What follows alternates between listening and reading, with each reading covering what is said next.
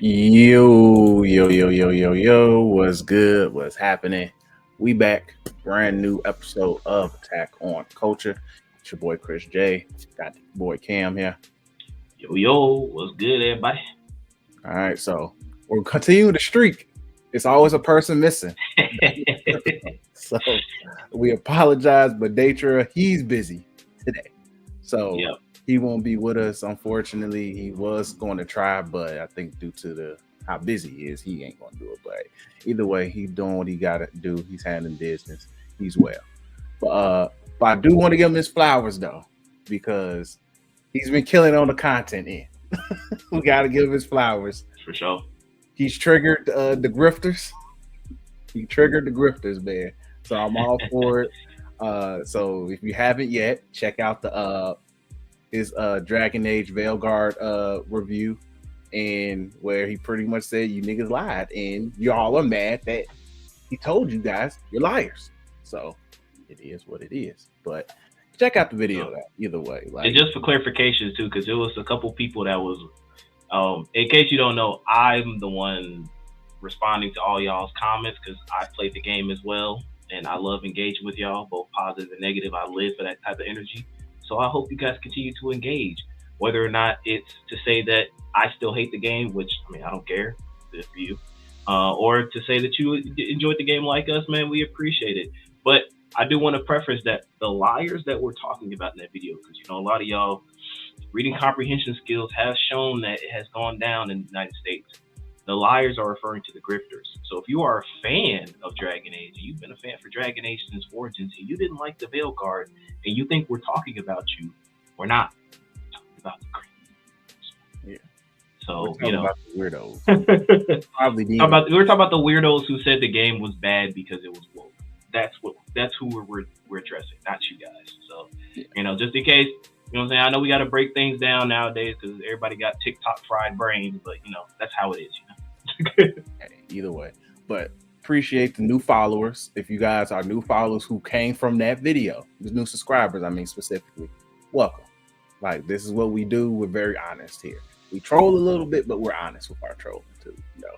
But either way, check out all the other content we got on the page. If you're into wrestling and you really want to hear some anti-grifting takes, check out Threes from the Ring. Same for basketball takes as well.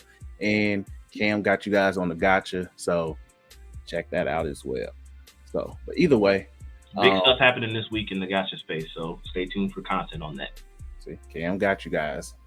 But either way, if you haven't yet, share with your people. Share that you rock with you Tweeking Media. Let them know you rock with us. Check out the our Twitter page as well. Attack on Culture on there, and of course follow the TikTok page. We love the engagement, the growth that's coming from that page as well, but still hit that follow button. That's what we need, is to follow. We appreciate the engagement, but we need the follow button, man. So either way, we appreciate you guys, but let's go ahead and get into it with this episode as we go into what's going on in our world in terms of what we've been watching, playing, and also just in our lives in general, we feel to share such. But I'll go ahead and go first. It's been a minute for me. Pretty much this anime season has officially wrapped up. We kind of started the spring season, but the winter season is officially null and void. Solo Leveling, it was all hype. It met the hype. Some people were mad about the hype, but it is what it is. I enjoyed it. That's all that matters, G. If look, we knew Jinwoo was an oral farmer before the term oral farmer existed. He was Chad Woo years ago. Yeah. If you listen to old episodes of the pod, he was Chad Woo. So, look, man, we knew what was coming, and the anime gave us as such. All he does is hold these niggas, make these people bow in fear, and make them arise. Real nigga shit.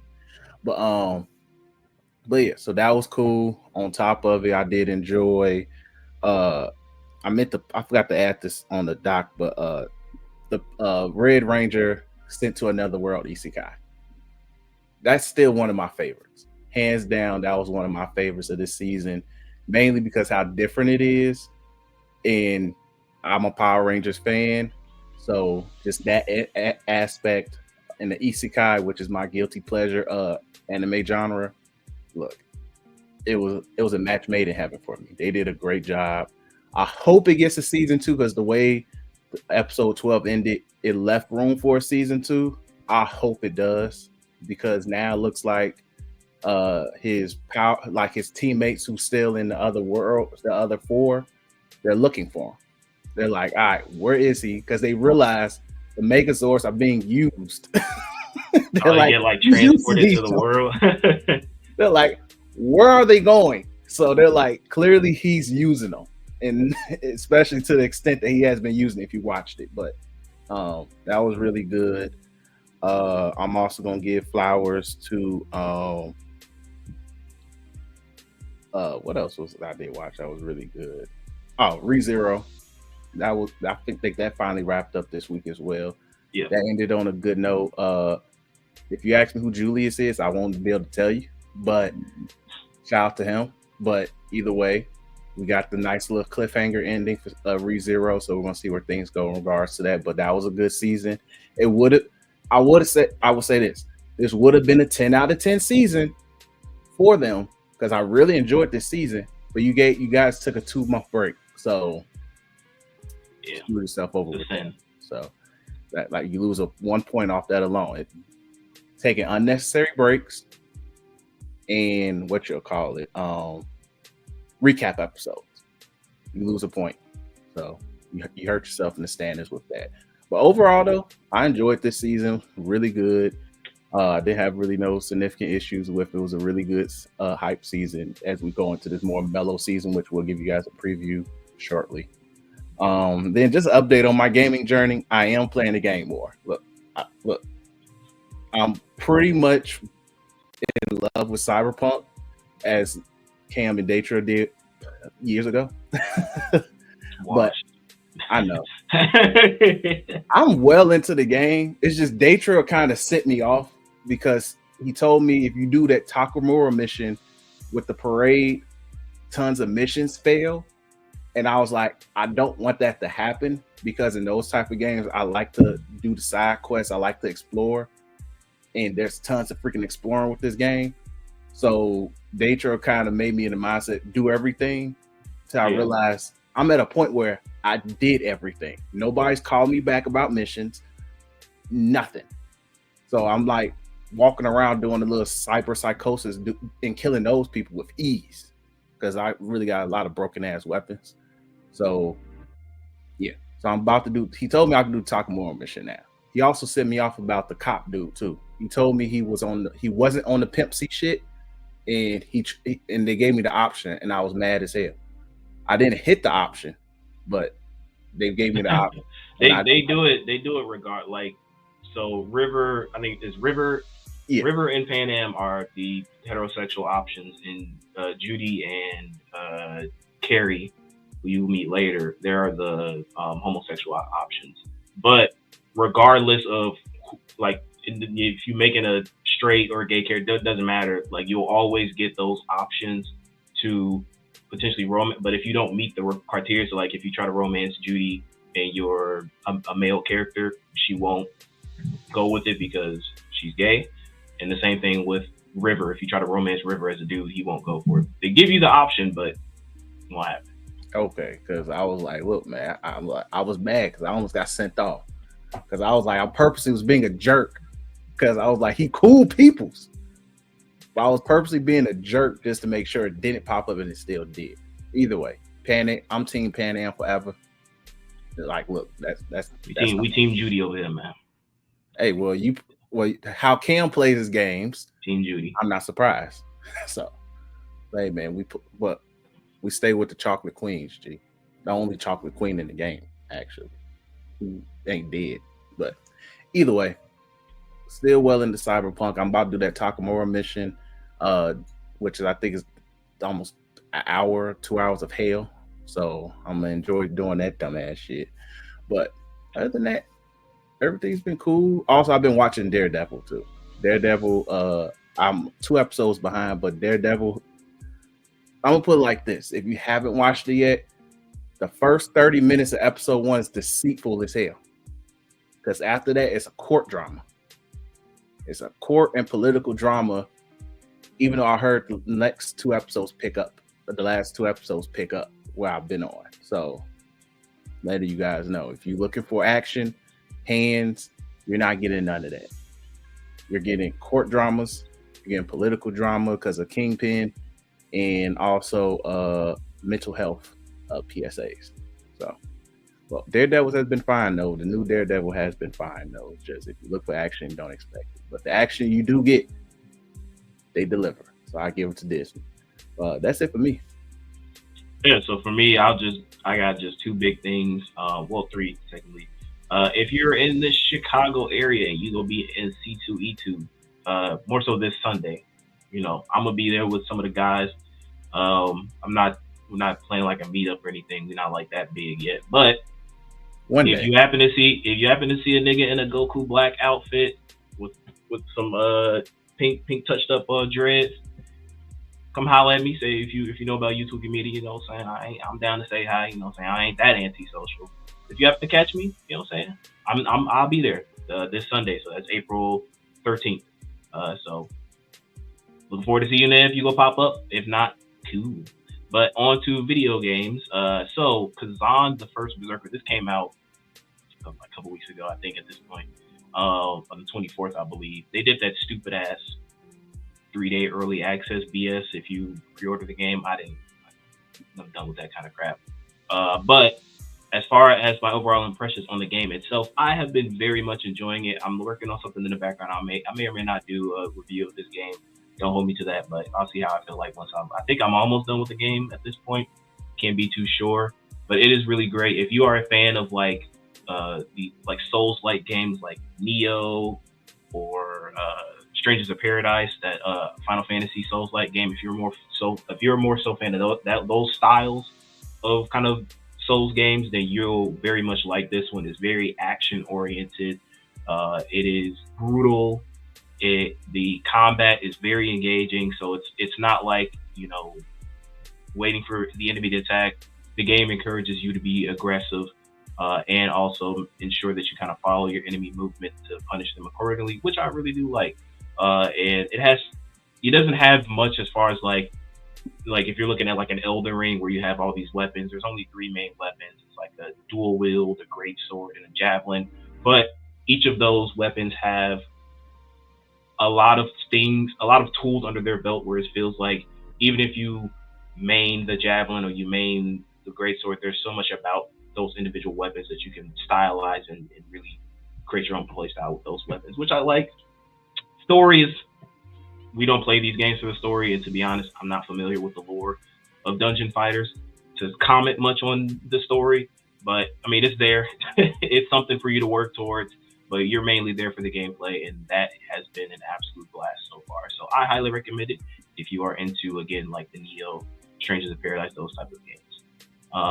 And as for anime, same as Chris, watched a lot of, I watched a decent amount of anime this past season. There were some stinkers, some real stinkers. So I'll start off with my favorite, even though it committed the sin. When I look back at the show that I kept looking forward to the most to watch, it was ReZero. So ReZero season 3 is probably my anime for the winter season. I literally, like, when it came back, every single episode was a straight banger. There was no, oh my gosh, this is like, every single episode was absolutely fantastic. Giving a shout out to Sakamoto Days as well. That was even though I don't like, they doing the same thing, where we gotta wait till July for the part 2. But at least they gave us 12 episodes. I give them that. They gave us 12 episodes, but I'm still giving them a sin. So Sakamoto Days was really good, but again, ended off on a cliffhanger. Same thing with My Happy Marriage season 2. That ended off on a weird cliffhanger. I don't know when that's coming back as well, but it's pretty decent. As for and Dragon Ball Daima, obviously, but that ended a couple weeks ago already. But that was part of the winter season, and you know, I liked it. A lot of people were not fans of the ending. I'm not too. I don't know. It's like I don't have too much stake in that plot. To be perfectly honest, I felt the ending was okay. It was satisfying to me, and I enjoyed it for what Daima was. And all in all, I think Daima is probably some of the best Dragon Ball content we've gotten in a while since like Broly, in my opinion. So I very much enjoyed Daima. As for the rom-coms, because I like rom-coms, that's my shtick. I will start with 100 Girlfriends. I like this show, but like I can't think too much of this show because it's extremely problematic. Yeah, this show, you can't watch this. This is one of those you can't watch with nobody else around if they don't. Yeah, it's like, yeah. That's all I'm gonna say. My homie Extra, he's read the manga. He told me it gets like, like if we thought, I thought it could get worse with the freaking pedophile mom. He says it gets a lot worse than that. And he told me one of the instances too, and I was like, okay. So, but it's a funny show, but like it's one of those shows you can't take anything too deep about because you'll hurt your brain. But I would say my favorite, I don't know if I would qualify this as a rom-com, but Fell in Love with an Okinawan Girl. I really liked this show. It was a more of a vibe show. Like the romance element was kind of like second fiddle. It didn't focus it was there, but it wasn't like the main focus of the anime. It really was highlighting Okinawan culture and how it feels like to be, someone from the mainland who would go to the island for the first time and experience all the unique differences between, even though it's all Japan, there's still differences between those cultures, and it highlights that, and it does it really well. So I highly recommend it. It was a really good show. Really good, feels good show, I should say, as well. And then on to the stinkers. Medica Karai is impervious to my charms. This is one of these shows where the concept carries the show. Truly, the concept carries the show. These two shows I'm going to talk about, concept carries the shows. It's, funny premise. You have this girl who everybody loves, she refers to herself as the queen bee, but there's this one guy that is feigning interest. He's not really interested in her, and she's like, well, I'm going to get him to fall in love with me. And through those shenanigans, she ends up falling in love with him. But it becomes generic slop past the 6 episodes. It's bleh. Last episode was meh. It's one of those. It is one of those shows where I know the show is not getting a season 2. It ends off with like a go read the manga if you want to find out more, and I'm not going to read the manga. Sorry, dull. And I think the next show, which I think is the worst show that I've seen this winter's anime season, is I'm Getting Married to the Girl I Hate. Talk about a garbage. Yo, I thought that was decent. It was decent. I hated that show. That last episode was absolute trash. I will give you that. Yeah. That last episode was garbage. Terrible. Like I genuinely, I had to like take a step back and go like, this is the last episode. This is what you think is gonna convince me to go read the light novel or manga or whatever you have. No. It was a terrible show. It's one of those shows where the concept carries the show. Interesting premise. You hate each other. Your grandparents, you come from very affluent families. Your grandparents want to live their love life vicariously through you. You get married. But like after that, it is just, oh my God. Like I understand, I watch a lot of rom-coms, so I understand that miscommunication is oftentimes the things that they use to accelerate drama. But their version of it was just like, wow, whoever wrote this show, whether it be a male or a female, has never talked to anybody a day in their life. I'm not even talking about it from a romance interest. I'm talking about from an actual just you meeting other humans. They have a bad social life. Their social life is absolutely fucking terrible. And it shows in this show. I'm sorry. This show was absolute trash. I would say like the first 3 episodes were decent. But like after that, like I think once they bring in the best friend character, that's when the show starts to like, because I was rooting for no one in that show. It was to a point where I just thought everybody in the show was trash. The main female's trash, the main male's trash, the girlfriend is a pick-me girl, which is fucking absolute terrible. Have some love for yourself. There's some weird incest stuff with his cousin, and then the weird stuff with the main girl's sister. I was rooting for the medium. So all in all, I think that was probably the worst show I've ever seen this season, and I hope it never gets to season 2. I'm sorry, I'm praying on the show's down. I think they did announce a season 2. I think. Oh, I'm not watching it then. I believe so. I'm not. It gave me Science Fell in Love season 2 vibes that you guys know. If you've seen some of our content, you know how much I feel about that season. That shit was ass. So. No, I will look.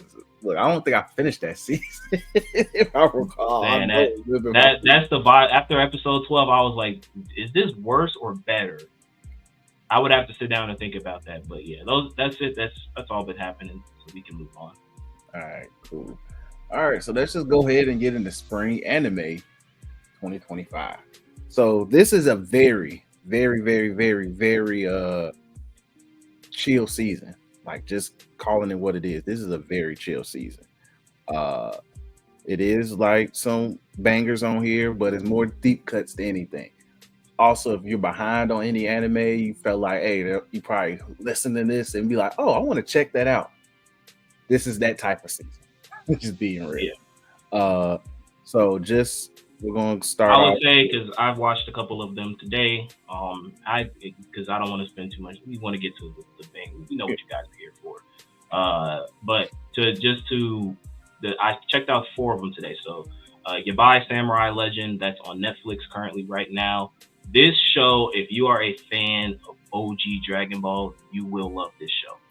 Like, this gives me heavy Dragon Ball inspirations, like from the main character being from something, like he literally doesn't even know about anything to do with culture. Like, the main character is Goku, like a kid version of, well, obviously he's a kid version, but the females are being like a super kid version of Bulma, with the Detective Conan. I know it's not the art style, but the art style reminds me of like the Detective Conan shows like that. But the animation is really good. Like, really good. Like, the action scenes they had in the first episode were really good. But yeah, it is going to be, I think it's going to be one of those shows that if you are a big fan of OG Dragon Ball, you will love this show. So check it out. Highly recommend it. Windbreaker Season 2. Now, I've read pretty much past, I'm like way deep into the manga. So I know everything that's going to happen in this season, probably like the next couple seasons. For Windbreaker. This arc in particular, the one that we're currently on, this was like a mini arc, them rescuing the friend thing. The meat and potatoes of this main arc is going to be what happens. You've seen it in the intro. It has to deal with the let me give a PSA out there, because Dragon Age has exposed a lot of you weirdos. If you're somebody who's watching Windbreaker and you hate woke identity politics, I only watch this show because I love the action, you are gonna fucking hate the next batch, because this upcoming arc has to deal with the trans captain of the squad. So the female, the trans female of I saw the. It has to deal with her. So if you are not a fan of woke identity politics and you only watch this show because you like throwing hands, I'm just gonna let you know right now, they focus a lot on her. They focus a lot on her background. They focus a lot on her identity, which ties into the villain of who they're fighting in the next arc. And I liked it. It was really good as I read the manga. But again, I know some of y'all get mad when you see a they them pronoun, so or a trans female. So I just want to warn you guys, you precious little snowflakes, so you guys don't get too offended by Windbreakers. You can still enjoy the hands, because they do throw hands in that arc, but just know it's hands being thrown by a trans female. So I don't know how you feel about that. Really kick the hell out of somebody, dude. But yeah, that I've been enjoying it. Fire Force Season 3 is also out right now. This looks like it's going to be a very interesting arc, considering that they joined forces with the Ops. So for people who are, and I didn't even know I knew going up we were getting a season, but like, if you asked me last year, I wouldn't have thought that we would get a season 3. I was prepared to just start reading the manga, because them niggas was taking way too long. I already know how the manga ended. Yeah, and I know how the manga. I know I'm not spoiled on everything that happens, but there are like 2 major things that happen that I got spoiled on. I don't know when it happens, but it just happens. I'm looking forward to seeing if maybe one of them happens in season 3. So that's that. And then I also watched the Black Butler Emerald Witch arc. That's a deep cut. I've been a fan of Black Butler since I was like in high school, and they've had so many like arcs in between every now and then. So I was surprised to hear that we were getting another season, but it looks like it's going to be a very interesting one, like a murder mystery with like witches and curses and werewolves and stuff like that. So looks to be pretty interesting. But those are the ones that I watched like literally today as of this recording, Sunday. So I wanted to give my fresh impressions on that. And then I have a couple of ones that I'm personally looking out for. So I don't take this as you should watch it, but these are the ones that I've seen that I'm going to be checking out. So can a boy girl friendship survive? That looks like a rom-com that's coming out about, you know, people that three friends swear a pact of friendship, but the girl falls in love with the guy, so now they got to navigate that stuff. And can a boy and girl friendship survive? The answer is maybe, but for most of y'all, no. Yandere Dark Elf. I did not see this one because I was looking through the list and I'm like, which ones do I want to see? And this one stuck out, where it's a reverse isekai where a guy goes into a world, he helps them, he goes back into his own world, but then his dark elf companion comes with him back into his own world, and now she's trying to stop she wants him to love only her, and he's trying to stop any other potential rom-coms.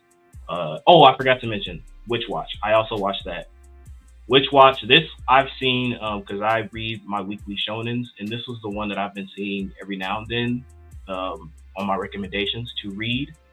And I watched the first episode. The funny thing is Netflix gave like a brief summary. I don't know when they started doing that, but they basically put like, it's like Gintama, but a rom-com.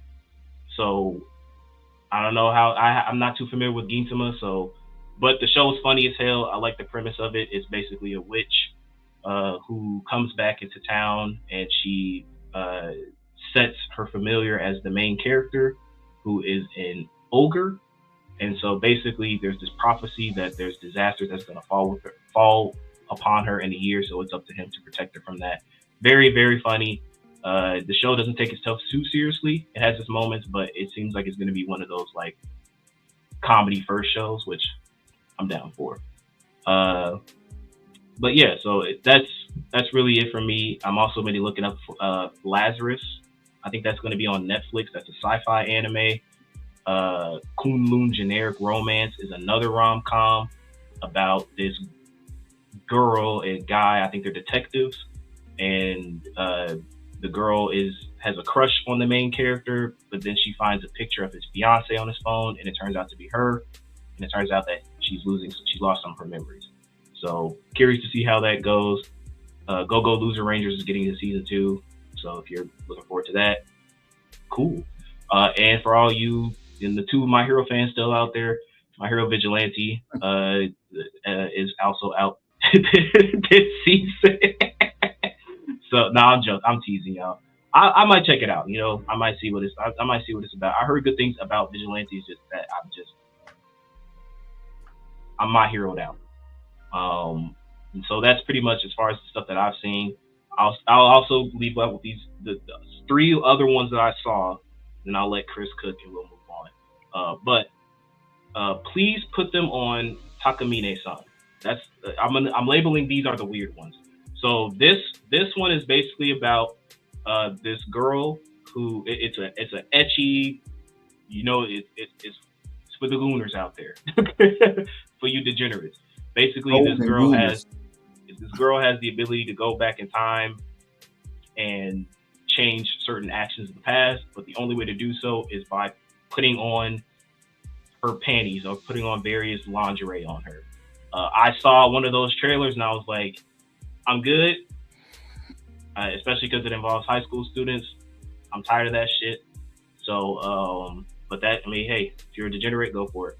The Shuinji Family Children is another one. This is a harem rom-com about this guy who has 5 sister siblings, and they always make fun of him, and he wants to leave. Turns out they're not blood related. So now that leads to rom-com shenanigans. So yeah, again, if you're degenerate, go for it. And then the other one is I couldn't find an English name for this, but it's Kakushite Makina-san. So essentially, this is a Garu girl, this the loser otaku version kid. She comes to his house one day. He's a mech freak and finds out that she is a AI robot that's programmed from intimacy, but she doesn't know any adult stuff. So it's up to the main character to teach her or something. I don't know, but shenanigans ensue. So those are the stuff that I've seen this spring, anime 2025. So if any of those catch you, hey man, go for it. I ain't finna judge you, man. I mean, I'm gonna judge you, but I ain't gonna judge you. You feel me? And Chris, is there anything else that you'd like to add? No, not much. I do want to add Devil May Cry on Netflix. You can actually binge watch the whole season now. I plan on doing that tomorrow. I actually finished it last night. I was like, it was just that damn good. I will give it it's really just that damn good. Story's really good, animation's really good. They really captured what I would expect for original based Devil May Cry type storyline that still kind of hits on the original game, just some differences. But it's really good. I really, really enjoyed it. And also I like how the season ended as well. But I will say this: if you are one of those grifters who hate politics in your anime, in your animation series, there's politics in here. And it's going to hit a little close to home if you're paying attention. So, yeah. So if you might get mad a little bit, but other than that, really good. They didn't hold back on the violence, none of that. So I'm all for it. It was really great. So I do recommend that. It's an easy binge because like each episode is between 25-30 minutes. So you can really get through it in a few hours if you got nothing to do, depending. But highly recommend. But everything else, Cam already pretty much mentioned. Everything looks cool. Everything sounds good. So just check it out. We'll see by in a couple of weeks from now what makes our 3-episode rule. So, but let's go ahead and move on, see what's going on in the news. I'll let Cam handle a lot of this, especially since it's heavy on Marvel Rivals. Season 2's out. And yes. Hey man, y'all got y'all. Hey, y'all Snow Bunny mind control. Yes, house, man. Snow Bunny. Hey, listen. Whoever is in charge of the character design at Marvel Rivals, man, I want to dap you up and just let you know you're doing God's work, man. Because y'all cooked with her design, bro. I thought y'all couldn't top Invisible Woman, but y'all said nah, bro. We got Mo in the chamber. So the White Queen, that's what she calls herself, the White Queen, Emma Frost, is going to be debuting as a new Vanguard character for Season 2 alongside Ultron, who's supposed to be a strategist, which is a support character. I'm looking forward to this season a lot. The Hellfire Gala theme is fire. The costumes that they showcased they all look really good. They've been killing it when it comes to cosmetics in this game. Everything's looking good. They're adding team setup. I mean, I'm kind of mad as a Strange main for season 1. It hurts that you got rid of my Gamma Burst, but you know what? If you want to power up Scarlet Witch, fine, whatever. They're also changing Namor to get the Gamma charge up to as well. So I'm very interested to see how a lot of comps and things will go down, especially in regards to a lot of the patch notes. If you want to check that out, feel free to look it up. I'm not going to go too deep into it. It's not what we're here for. But a big thing that they did announce that was like, I'm like, okay, I'm very curious to see how you guys are going to do this. But they said that beginning with Season 3, so not this season that's coming up, but Season 3, the game will shift to a 2-month format with a new hero debuting each month. Mm. So I am very curious to see how they handle that. 2 characters a month is crazy. Especially considering the balances and everything like that. I'm I'm going to wait and see. I'm not going to be like super pessimistic. I'm not going to be super optimistic. I'm going to take a neutral stance. I'll wait to see how that forms. But so far, everything they've been dropping for the release of season 2 has been very well met, and I'm not looking forward to the rank reset grind. Just in case people know, I am Grandmaster 2, so I'll be going back down to gold. So I feel sorry for I feel sorry for you new players, because when that season rank resets, y'all finna be in some sweaty ass lobbies. So I recommend you probably don't touch rank for a good week or so. let the lobbies cleanse out, and then if you're a new player, feel free to hop in. But when that reset happens, just prepare to sweat. You're not gonna have fun in comp because people want to get back to their ranks and above. But yeah, that's it for season 2. Oh, and I'm looking forward to the tasteful art when it comes to Emma Frost. I just put it like that. And then this is offhand news. This isn't anything really big, unless you're a Gacha degenerate like myself, and also a Persona fan. But Persona 5, the Phantom X. So this is the Persona 5 Gacha game that's been out for a while at this point. But it is coming to Steam. I believe it said April 10th in China. So I don't know if that means that they'll have an English version of that. Because the way Steam works is that even if it releases for China, you can still have English translations and stuff like that. I don't know if it's it's not an official global launch of Persona. It's just one of those things that's happening.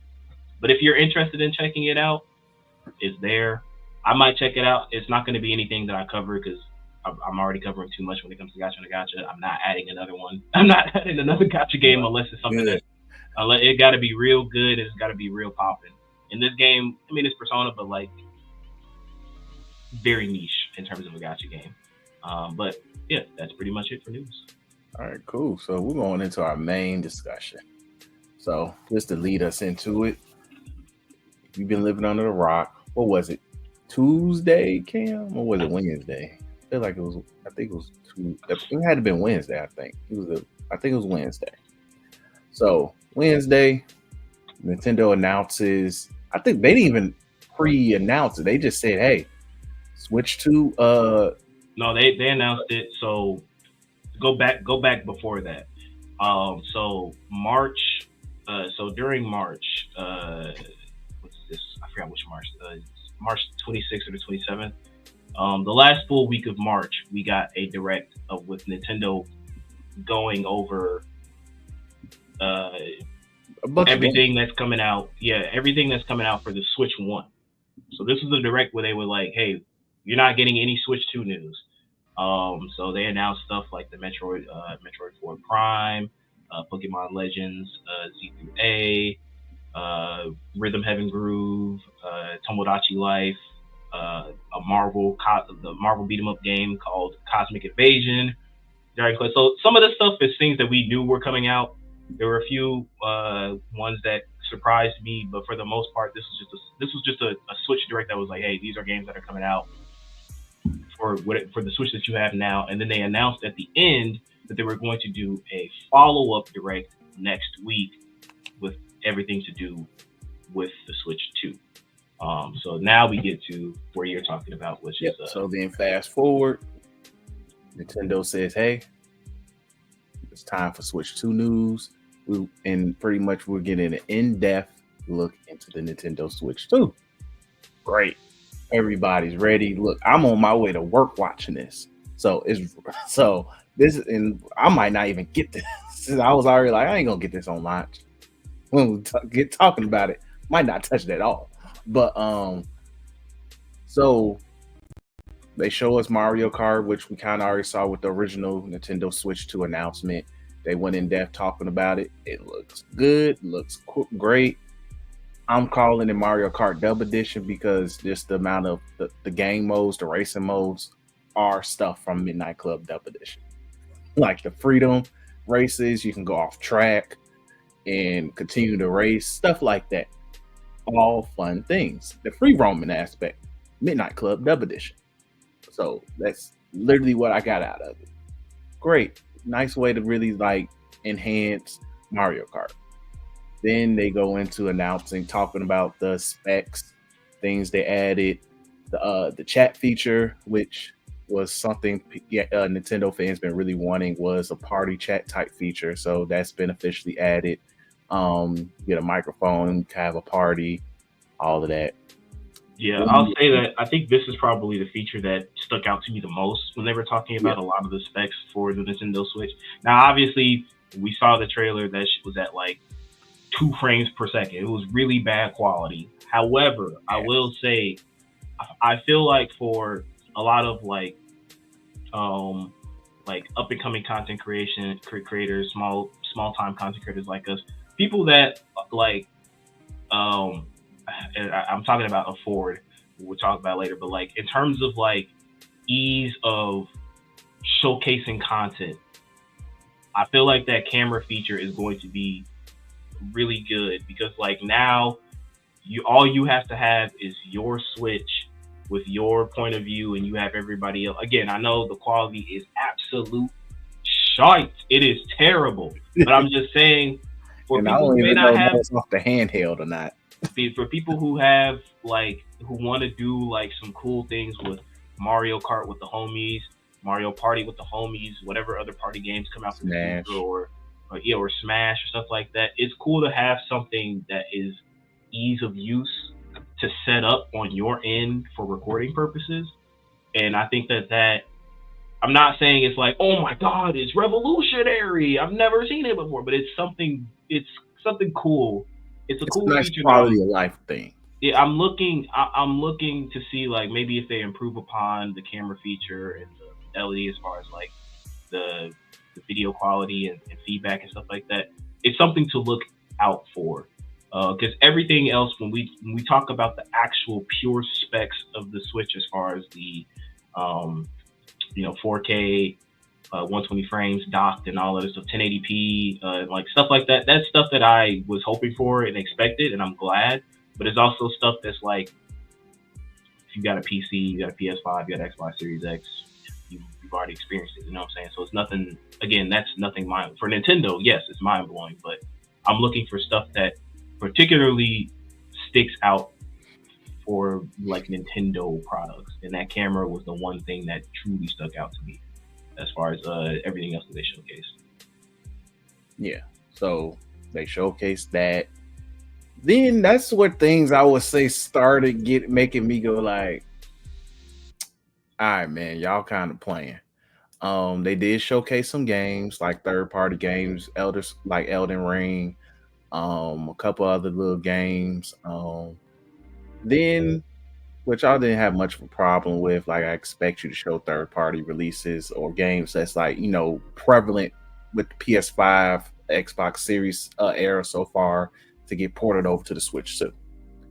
What really caught my attention, this is where I said where things get a little downhill, was when they started talking about the upgrades, the porting over, the HD remake. Oh yeah, stuff. That's where I was like, you're starting to look a little shady here. Especially when they said like games like Metroid Prime 4, what else? Legend of Zelda, the last couple of Legend of Zeldas that came out on the Switch, that came out, all getting like HD upgrades, and they're coming at a cost. And I was like, okay, odd.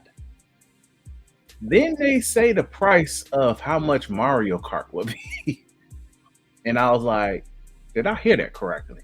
They said, yeah. So the thing is that they didn't announce it during the Switch. That was the shady part, right? I think for most people, right? Because I want to separate this discussion into, before we talk about the price and stuff. If we're talking about just the Switch 2 from a Nintendo Direct standpoint, I think it was fine. Everything that they showcased was good. Like, the games looked good. There were some red flags during the stream. Like, one of the big red flags was that they have this game called Nintendo Switch 2 Welcome Tour. It's essentially like, if you had the PS5, it's the Astro playground or playroom, whatever came out with you got your PS5 at launch. it's essentially like that, right? It's a game that showcases all of the unique features that the Switch 2 has to offer. However, they said you have to pay for it. So it doesn't come with the Switch. You have to pay for an instruction manual of the Switch 2, which is like, no. I forgot about that one. No, you're an idiot. Sorry, but like when we're talking about what you said with the. At first, I was like, okay, how is this gonna work? But again, we'll get into this when it comes to pricing. But I was kind of like, how are you going to do these upgrades, right? Where basically you take Breath of the Wild and Tears of the Kingdom and you give it 4K, 120 frames per second support and HDR support and all those fancy terms and shenanigans. The same thing with Metro Prime, which a part of me is like, you should have just made Metro Prime 4 a Switch 2 launch title at this point, instead of it just being a game that's coming out on the Switch that you can upgrade to the Switch 2. I feel like it should have just been a launch title for the Switch 2. It's a highly acclaimed Metroid series game. People have been looking forward to this. You could have even made it a part of a bundle, the Metroid Prime 4 Switch 2 bundle. It's easy money, but I don't know. That's just me.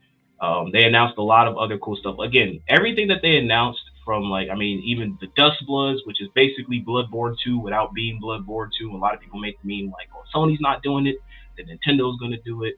And it looks cool. I'm definitely, gonna cop. And they also announced the new Hyrule Warrior. Like, they announced Deltarune chapters, which people are looking forward to a lot. If you've been in any Nintendo Switch Directs, people have been spamming Deltarune shit for like the past couple Directs. So to finally get confirmation about that for the launch Switch 2 was hyped. Everything, it's like the perfect layup. This Switch 2 Direct was the perfect layup, where it was like, holy shit, or the perfect alley-oop, I should say. The perfect alley-oop where they was like, okay, this is great. Now, Nintendo, all you got to do, what are them prices looking like? How much does the Switch cost? How much do these games cost? Let us know, Nintendo. And Nintendo did not announce any of that during just gave you Direct. They did not announce pre-order dates. They did not. They just said, hey, it's coming out in June. We only got they didn't announce when pre-orders are going up. They didn't announce individual game prices, upgrade pack, none of that. All that stuff we had to do research on afterwards. And granted, the reason why is because if you're a United States citizen, there's a lot of things that have been going on these recent couple days, weeks, involving tariffs. So a lot of people were predicting that the reason why Nintendo wasn't confirming anything from a price point is because of the political things going on in the background. So now we cut to, this is like post Switch Direct, and we find out about the prices for everything. Which, again, I think for the Switch itself, right? Well, again, we don't know now. We'll talk about the tariff stuff later, but for the price points that they gave us initially, right, after the Switch 2 Direct, I am okay-ish with the 450 Switch. I was expecting 500, to be honest. I was honestly expecting 500. And for comparison's sake, if we're comparing it to base PS5 and base Xbox Series X, both those systems were 500 at launch, with the digital version of the PS4 being $399 and then the Xbox Series S being $299. So I'm okay with that. But then we got to Mario Kart, which Chris was talking about earlier. And this is where it starts to get scary. I still have not forgiven 2K for this.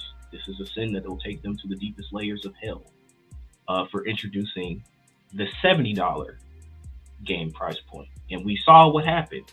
2K was like, hey, $70 for the standard version. You sports gamers, you dumbass niggas, ate it up. And these gaming companies said, hey, people are willing to pay $70 for video games. Price of the brick went up. Yep. So now we are in an age where I'm not going to say comfortable, but we have accepted $70 games. And now Nintendo said, hey, so I'll let you give your thoughts about this, Chris, and then I'll give my follow-up thoughts as far as like the price point for a lot of this stuff. So just my thing is like, I'm not like, I was expecting less than 500, or at least 500 was the magic number. Like I was like, okay, just me listening to everything, I'm like, okay, there's upgrades, but it's nothing significant. Like pretty much it just puts it at the, like the Switch 2 seems like on level, maybe slightly more powerful than it's a PS4. Yes, a PS4, maybe an Xbox Series S. What did you say? Maybe a Series S? It's comparable. It's comparable to both. Like it's comparable more so to like a PS4, which is what people were expecting when the leaks came out. PS4 Pro. Let's put it that way. Like a PS4 Pro. That's probably the best accuracy. So with that said, I'm not mad at that price. It's just dang, hearing the gaming price, and then also just the like, and then once again, this is once again Nintendo just being Nintendo and just maximizing on their first party titles. They're going to maximize their profit. It's nasty because we saw some games do it with the PS4 to PS5. Hey, you get the PS5 upgrade, but we need $10. We need 20 action. Yeah, it's because it's not an industry standard, right? It's more of a developer by developer, which we've seen. Like I've seen like Sega being the biggest offender of this when it came to Judgment. How they were like, you got Judgment on the PS4. Well, if you want to own it on the PS5, give us $50. That was crazy. If you want Persona 5 Royal on the PS5, give us $60. And like it's like it is like, listen, if I own this on my PS4, just and there were some games that were like, hey, look, man, you got the PS4 version, cool. Cyberpunk, great example. As much shit as I can give CD Projekt Red, I'm gonna be talking about them a little later when we talk about the physical cartridge situation too, because that's another point we got to talk about that's scary about the Switch 2. But CD Projekt Red was like, hey, look, you got Cyberpunk on the PS4, free upgrade. Yep. That's the least they could have did too with the messy launch too. Which I like there were a lot of game companies that just gave you free upgrades, but it was a developer by developer scenario, not an industry standard of, hey, if they owned it on the previous gen and you're putting it out to the new gen, it should be a free upgrade. And Nintendo is maximizing that. Yeah, which I can't be mad at capitalism capitalizing. So that's all I consider to say. It's just damn. Like for some of these games, especially the new ones, like a Metroid Prime 4, the new Pokemon game, Mario Kart. I think it was the Mario Party game on top of that. I'm just like, damn. Like, now the Mario Party, I'm not going to trip because they are actually adding on to the game. So that one, I'm going to give some grace. Metroid Prime, you wilded. The Legend of Zelda games, you wilded. What was it? It was a couple other games. I was like, come on, bro. Like, seriously, it defeats the whole purpose.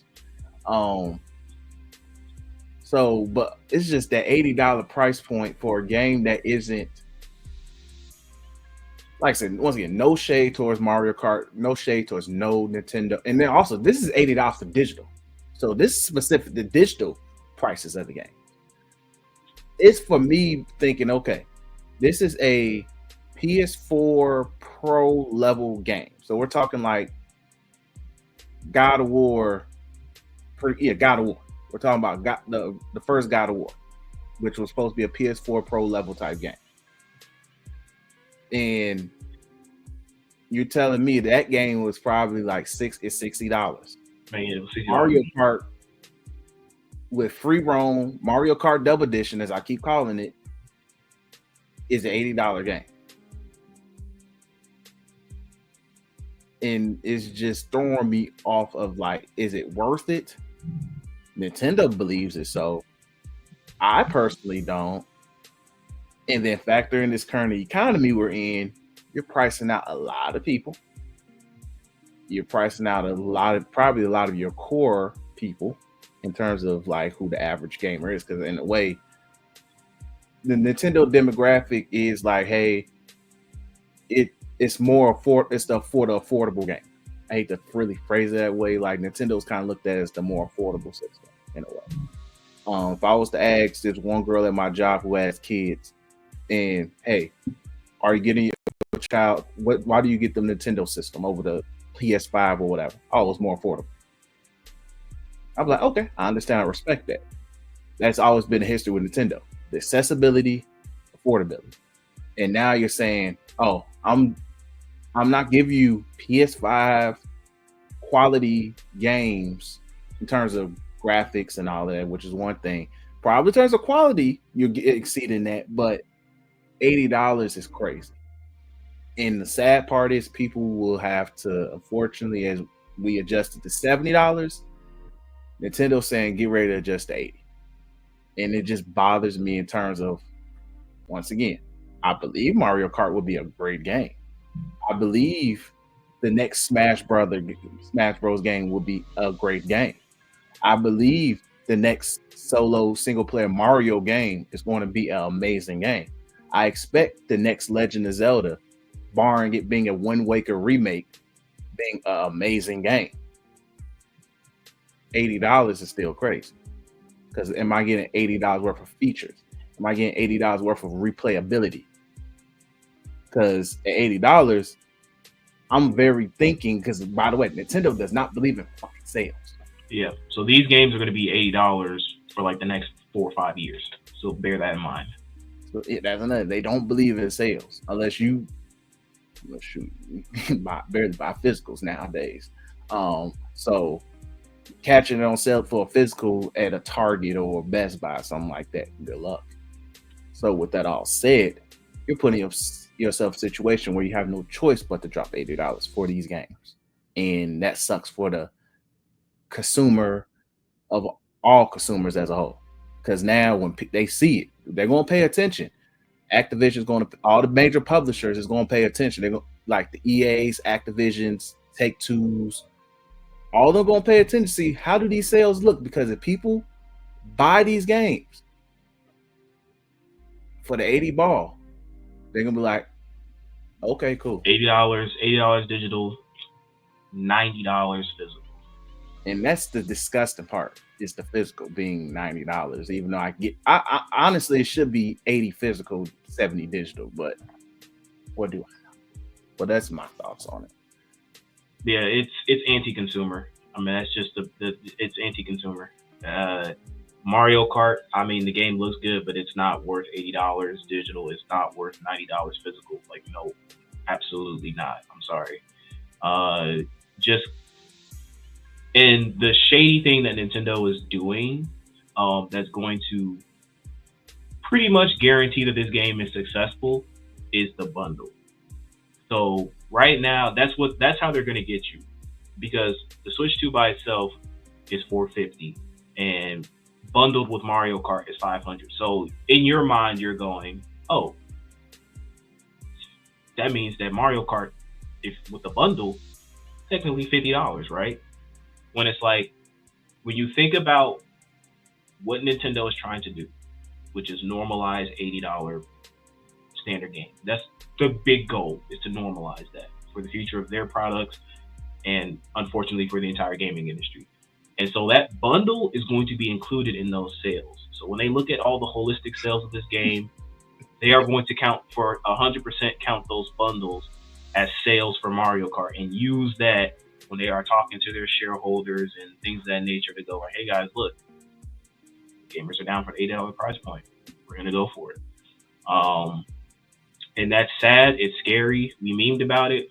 We were like, when the leaks or the rumors about Rockstar wanting GTA 6 to be $100, and we were like, no way, dude, that's not possible. But it's looking real possible. Because if we're factoring in, we live in Illinois, if we're factoring in taxes, it's technically almost $90 for Mario Kart digital and almost $100 for physical, and that is scary. That's like that is just that's crazy, dude. And we're not even talking about the BS when it comes to the digital deluxe editions and the ultimate editions and the gold editions. Like it's going to be, look, it's gonna be. And then for all you copers, because y'all used to use this argument back then, y'all used to say this shit a lot. Well, it's like, well, the reason why they need to make up for their losses, so that's why they charge money for battle passes and season passes and microtransactions and all other stuff. Do you honestly look me in the eyes? Do you think these gaming companies will stop charging you extra microtransactions just because their games at base are now $80, $90? I will always say this: business is in the business of making money. So there's no way that they're going to stop implementing systems that generate them money if it's highly successful. And speaking of the physical cartridges, I mean, to take it even a step further, it's not even worth that. Nope. So if you have it, I mean, Nintendo has. I'm reading this off their official website, right? So this is the Nintendo Switch 2 game key card. Oh, this is for if you're buying things physical. So game key cards are different from regular game cards because they don't contain keywords. They don't contain the full game data. Now, why is that important from a game's preservation standpoint? Now, if you right now, let's take Resident Evil 4, for example. If you bought Resident Evil 4 for your on your PS5, got the disc, put it into your PlayStation. Your PlayStation without internet connection, because it's all in disc, your PlayStation will install the base version of whatever patch 0.00 of Resident Evil 4 was, right? You don't need an internet connection. It will install that, and then you can play it. Like, say, for instance, the shit that happened a while ago where PlayStation was down that Friday. If that happens, you can still play Resident Evil 4 on your PS5, right? Without requiring a server access or without requiring internet access. That is important because in a future where, say, for instance, you want to download Breath of the Wild 3 and Nintendo servers shut down, you can't. Now, once you download the game and you input the game in, because basically the way they're saying it works is basically their physical versions are just glorified license keys, essentially. You insert the game and it'll take you to a place where you can download the game. You're good to go, right? But you will have to, even though you download everything off the internet, you still have to use the physical key card to access the game if you want to play it, if you have a physical version, right? The reason why this is important for games preservation is because with Resident Evil 4, right, you can take the base, like what's on your disc, you can take it and store it into your computer database or cloud storage or whatever. And years down the line, where we're on the PS6 or whatever, and people are in the midst of making like PS5 emulation available, to where you can take some of your system BIOS settings on your PS5 and put it directly into your PS5, your computer. It's important to have the game data for Resident Evil 5 that's on the physical disc. However, if you have to download things from a server that Nintendo has set up, that's where it becomes difficult from a game's preservation standpoint. So that's why it's scary that your physical versions are not even physical. They're just license keys for you to be able to download the game. And this is further exacerbated by the fact that the upgrades are essentially going to be, if you buy, let's say for instance, you're going to buy Metroid Prime 4, Switch 2 edition. It's basically just going to be the Nintendo Switch 1 version with a download code that lets you upgrade to the Switch 2 version. Yep. Which, again, it's just no. Like, even from I can understand maybe Kirby, like Chris said, Kirby and Mario Party, right? because those two titles that they showcased during the Switch 2 had upgrades, right? Kirby had this story mode expansion, it looks like, and Mario Party has this expansion that is utilizing a lot of the features that the Switch 2 has, right? I'm fine for you get $20 expansion, I'm fine with that, right? Because you're adding features to the game. But if you're talking about, Metro Prime 4, Zelda, these games that are only getting a 4K 120, like stuff like that, no.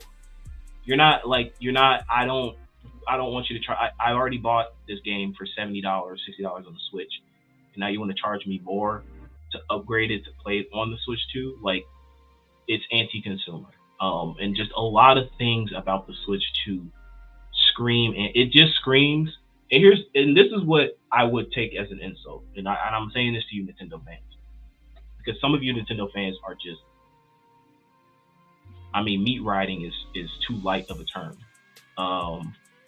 You guys will genuinely eat up anything that Nintendo does, because it's Nintendo. They made Mario, they made Zelda, they made my favorite games, and I will take it as an insult that it really feels like, because I want you guys to understand, we're going to talk about the tariffs shortly, but for the digital, like the prices of like the Mario carts and the upgrade stuff like that, that's Nintendo.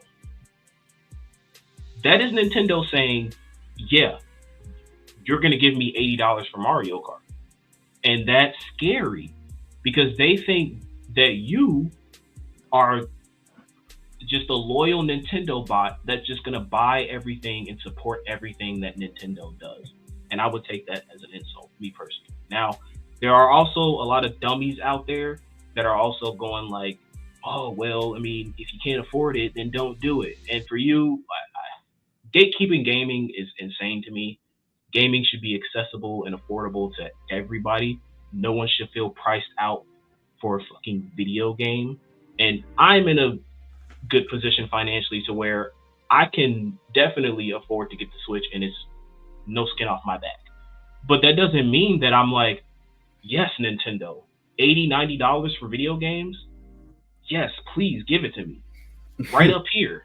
Like, no, it's okay to criticize, even if you come from a good place financially. It's okay to criticize these price points and speak your mind about it. And so it's looking real nasty.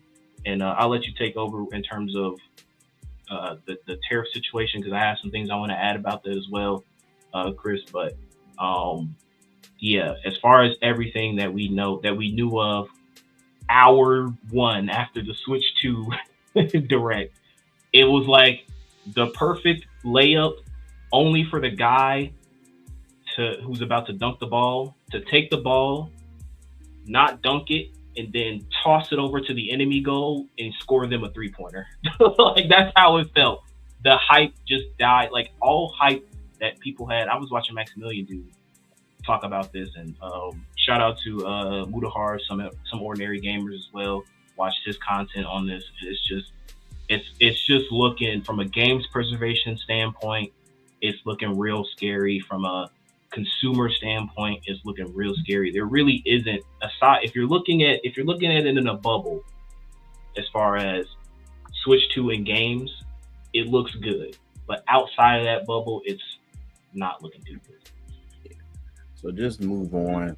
So just the next aspect. So during the discourse of all of that, arguably the same day, it was pretty much the same day. I think it was the same day. Everything happened so fast. But our unfortunate president announced the tariffs that he's putting down on other countries, one of them being Japan.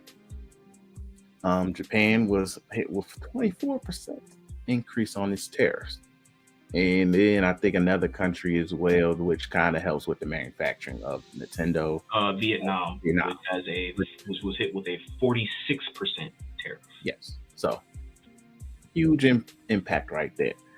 Thus causing people to be concerned in terms of what's about to happen next. So what Nintendo does, they delay the time where the United States can pre-order the Nintendo Switch, because they're unsure on how these tariffs will immediately impact the price for us here in the United States. So with that said, there's a potential that the Switch, which is going to be a $450 system, potentially looking like we're talking like PS3 pricing. I'm gonna right? say this is scary. There's a potential, and y'all, we remember this because we all flipped out about it, and this is the big reason why the PS3 failed at launch in comparison to the Xbox 360. Why people switched over to Xbox 360 from PS2 was because base PS3 was $600 at launch, and there's a potential possibility that the Switch 2, on top of, because the tariffs are not affecting the digital stuff, so like the Mario Kart price, all that stuff, you don't got to worry about that. We're talking about the actual Switch 2 console and potentially the accessories and stuff that, like the camera and stuff like that, coming with the Switch 2. Those are physical stuff that's going to be impacted by the tariffs. That could, like, you're looking at, if you want to get damn near everything at launch, a stack, a grand. You're talking about spending almost $1,000 for stuff at launch, man. That's crazy. Like, nasty work. It's disgusting. I mean, and the thing is that some of y'all voted for this. Yep. Some of the same ones who's being, woke. I don't want politics. I don't want woke in my gaming. You are the ones that's about to be heavily affected. You voted for this. Yep. All you people talking about, oh wow, now Nintendo, politics in my video game, blah blah blah blah blah.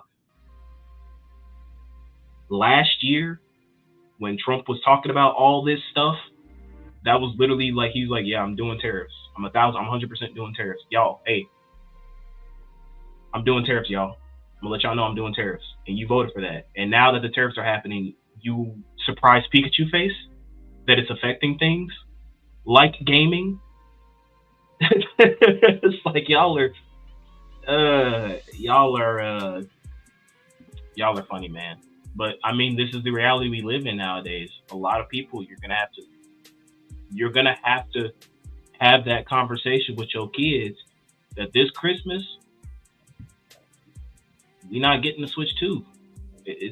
Switch 2 is $600. Switch 2 is $650, and it's unfortunate that, again, people are being priced out of gaming, when gaming should be something that is affordable for everyone. It should be a means of entertainment when it comes to family, when it comes to being by yourself. And I'm sorry, I've been a gamer my whole life. I've been playing video games since before I could walk, before I could talk. I've been playing video games and seeing my dad play video games, seeing my mom play video games. And there is no reality on this earth where I believe that there should be a console worth $600 in 2025. And before you cringe losers go, oh, but back then we used to pay ridiculous price for video games as well. Yeah, it sucked back then too. You did. Like, what do you like? You want us to be like, oh, because they did it back in the day, they can do it now? Like, no, it sucked back then and it sucks now. So it's in a week where last week when me and Detro did this recording, and I was like, man, I can't wait, because we do these bi-weekly. I can't wait. Switch is coming out with some good stuff. Can't wait to have a positive podcast. We're talking about all these Switch 2 stuff and how excited we are for Switch stuff. In reality, here we are now. Yeah, that's how we are now, man. And here we are now, man. It's sad. And again, I want some of you clowns to realize that you voted for this. Yep. Simple as that. And honestly, that was our clown in a way. Like, I'm just gonna throw this, y'all is the clown. Simple as that. Even though you guys are in the Hall of Fame, but y'all are the clowns. Y'all the ones that put us in this situation that we are in, where people who are legit hardcore genuine fans are being legit harmed by this stuff because of your foolishness. Simple as that. It sucks. Like this, it really do suck. It sucks that a lot of that we're being harmed because of one man's choice of ignorance, pretty much, and it's just. Yeah. I really hate to be the person to say it really hurts to say you did this and I'm suffering, but that's what y'all chose to vote. You made your vote matter. You made your voice known. You made it loud and clear that you support tariffs. Yeah. You supporting Trump, you supported tariffs. So don't get mad now that it's affecting the things that you love, which is video games. Don't get mad that like that video games are now being political, because I hate to tell you video games have always been political, but I mean that's a conversation y'all not want to hear. The greatest games ever. But that's the conversation y'all don't want to hear. But this is something that, I mean, people talked about this before Trump even became a president. There were several like analysts and people that were like, "Hey, look, man, potentially like 6 months down the line, like this stuff could affect all of these industries. All these things can get hit with tariffs and increase the price of things in our economy." And now y'all surprised that it's happening. It just baffles my mind. It just makes me realize that a lot of y'all shouldn't have the power. No, let me stop. But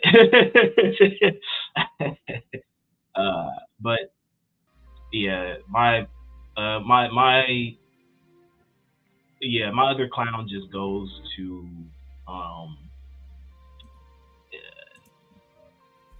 I don't know how to word this, man. We live in a society. When I was a kid, right, I was raised on this saying. Whenever we were in elementary school, it's called "Think before you speak." Right?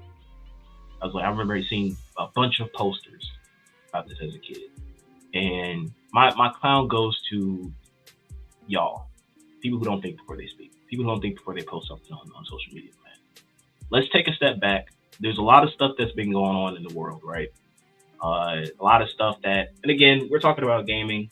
In the grand scheme of things, is this a first world problem? Absolutely. There are way, way, way more bigger issues going down than the Switch 2 potentially being $600. Like, if we're keeping it above, obviously. But we're gamers, we're talking about games, so obviously it's a big deal to us. But we understand that in the grand scheme of things, this isn't that like, oh my God, the earth is going to explode tomorrow, right? I would encourage everybody to just take a step back, look at how everything is, man. Maybe take a break from social media, man. Maybe take a break from doom scrolling on the internet, things of that nature. This isn't a clown. Maybe this is just a PSA. Just take a break, take a mental break and relax yourself, because there's a lot of stuff that's been going on in the news lately that a lot of people have been screaming, and rightfully so. There's a lot to be mad. There's a lot to be depressed about. But sometimes it helps to just take some time for yourself and really relax your mind. So I encourage everybody to do that. If you are someone who is, like us, upset about this Nintendo stuff, you're depressed and all of this stuff, man, you know what I'm saying? We just recommended you some anime to watch. You know what I'm saying? Watch some anime. Hang out with your friends. Relax with your families. You know what I'm saying? Play a video game you haven't played in a while to maybe get some escape from a lot of the stuff going on in the world. And that's just my advice to y'all, man. Yep. Like, no lie. So, like, I really don't like. Look, the clown was the clown. We already said it.